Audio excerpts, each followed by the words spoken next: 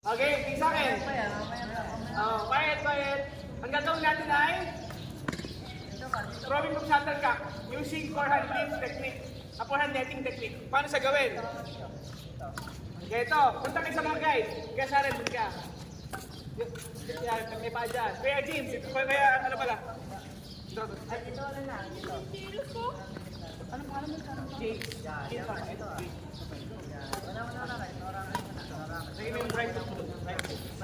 Yan.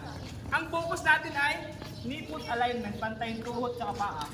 Huwag ganito ha, huwag ganito. Tama sa iyo. Tapos, tutuhin yan. And then huwag mo yan ganyan para iwas injury. Ganyan lang ha. Tingin sa akin, tingin.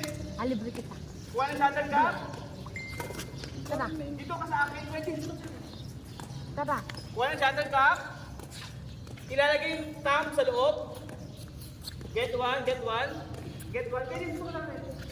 Isushoot lamang. Isushoot. Stop lang. Yung thumb nasa loob.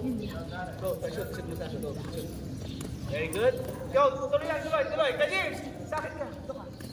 Pantay mo yung leg mo. Hindi pa talaga yun ha. Go. Utang mo sa akin 30 tips eh. Pwede dito ka na. Sabi ako ito. Nagtap ko na. Galing. Tay, kuhin mo ulit. 3 sets, tatlong ulit. Oh. Tatlong ulit yun na, tatlong ulit. Pag mention nyo na lahat, Punta na. Tutulog nila sa get one and shoot inside the basket. Sa'yo na 6. Total of 6. No, pwede rin. Get one. Put your thumb inside. Yan. Shoot mo dun. Ako din sa pag... Yun, very good. Come and ay, shoot mo.